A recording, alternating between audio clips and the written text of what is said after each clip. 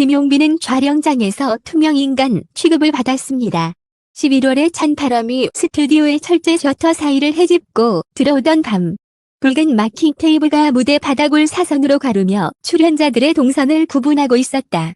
무전기는 쉴 새 없이 지직거렸고 스태프들의 신호는 군대식 암호처럼 날아다녔다. 그 혼돈의 중심에서 트로트 가수 김용빈은 이상하리만큼 조용했다. 카메라가 스치는 순간마다 다른 출연자의 클로즈업이 잡혔고 인서트 카메라가 지나갈 때면 그의 발치에 붙은 테이프 위로 그림자만 흘렀다. 그분은 잠시 대기실로 이동. 포인트 부족, 짧고 단호한 지시가 반복되며 그는 현장에서 마치 투명인간처럼 취급됐다. 그날 방송은 화려했다. 자막은 범적이었고 관객의 함성은 완벽한 타이밍에 솟았다. 그러나 생방 직후 한 팬의 짧은 댓글이 모든 것을 뒤흔들었다. 왜 아무도 그를 부르지 않았나요? 공연 대기선에서 스태프 3명이 지나갔지만 아무도 눈을 맞추지 않았어요. 업로드 직후 댓글은 순식간에 공유되었고 알림창은 폭발하듯 울렸다. 누군가는 감정 과잉이라 비웃었고 누군가는 편집의 마술이라 지배했다. 하지만 그 아래 달린 또 다른 댓글이 하소한 의문을 어깨의 어두운 진실로 연결해버렸다. 제 동생이 현장 막내였어요. 콜시트에 P 표시가 있으면 우선순위가 바뀝니다. 그날은 유난히 빨간 표시가 많았대요. P.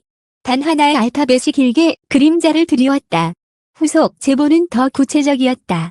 화이트보드에 적힌 순서에서 한 명이 파란 마카로 지워지고 다시 맨 뒤에 적혔어요. 무전에서 노출 포인트를 계산했어요. 광고 컷 합산이 모자랍니다. 라는 말이 나왔대요. 현장을 경험한 이들의 증언은 서로 닮아 있었다. 정리하면 이렇다.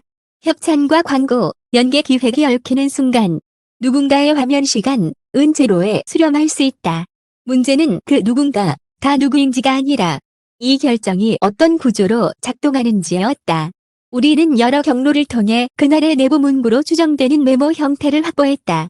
블록 4, 게스트 시 대기, 무대 진입 통제, 대체 인서트 적용, 보조먹 리액션 우선, 카메라 비이동 경로 확보. 물론 해당 문구가 최종 지시였는지 혹은 단순한 작업 초안이었는지는 확인되지 않는다.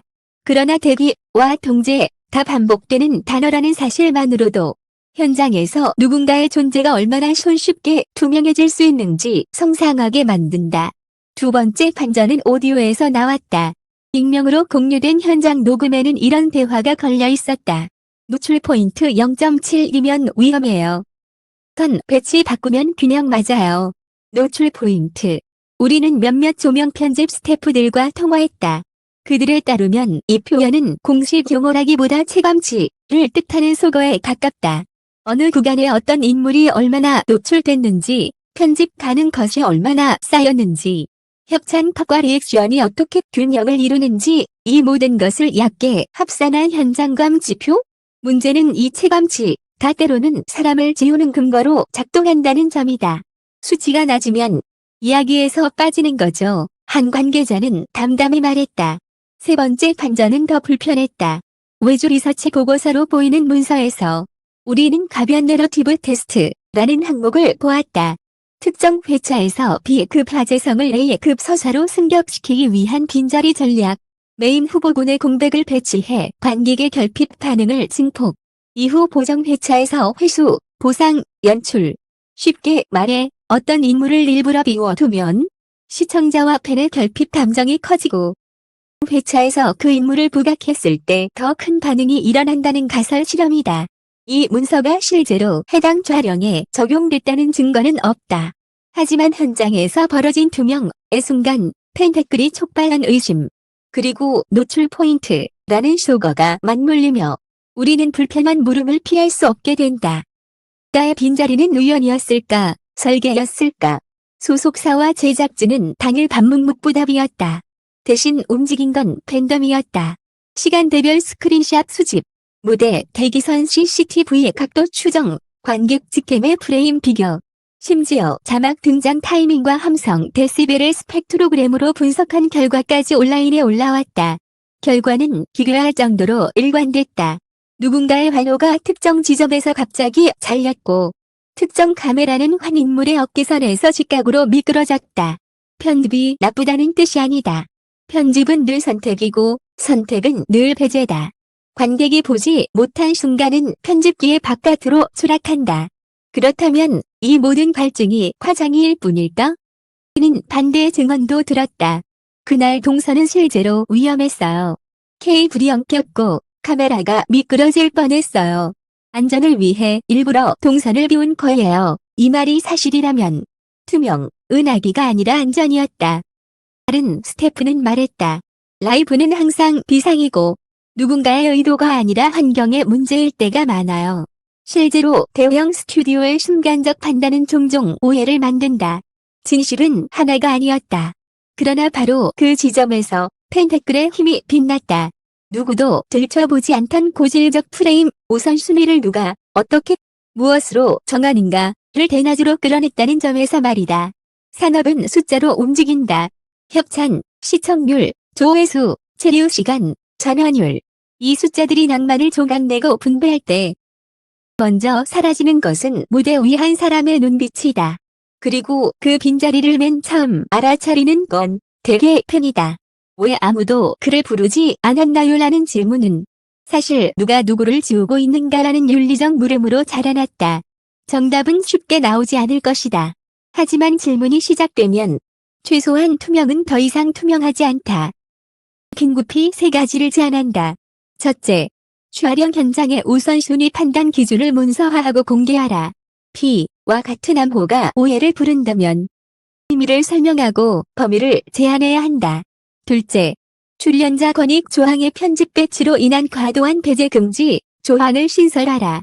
안전과 연출은 보호되어야 하지만 의도된 공백이 반복된다면 이는 분명 협상의 대상이다. 셋째, 팬과 시청자가 접근 가능한 피드백 창구를 상시화하라. 댓글은 소음이 아니라 센서다. 가장 먼저 이성을 감지하는 가장 순수한 경고 시스템이다. 이번 논란의 중심에 선 김용빈은 어떤 심정이었을까? 당일 새벽 그의 팬카페에 올라온 짤막한 글은 차분했다. 무대는 함께 만드는 것입니다. 현장의 모든 분들을 존중합니다. 저는 더 좋은 노래로 보답하겠습니다. 과장도 분노도 없었다. 하지만 그 담담함이 오히려 묵직했다. 누군가가 지워지는 순간에도 누군가는 노래를 준비한다.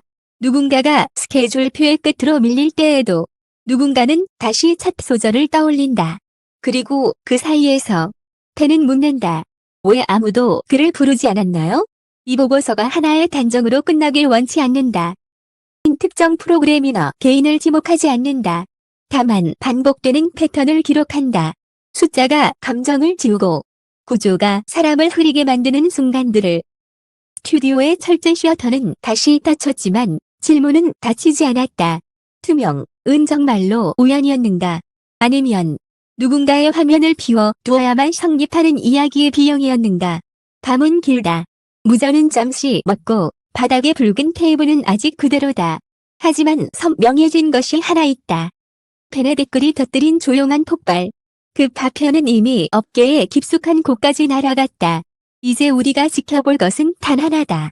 다음 회차. 그 빈자리가 어떤 방식으로 메워지는가? 그리고 그 메움이 또 다른 누군가의 투명함을 전제로 하지 않는가? 야말로 우리가 놓치지 말아야 할 어두운 진실의 다음 장이다.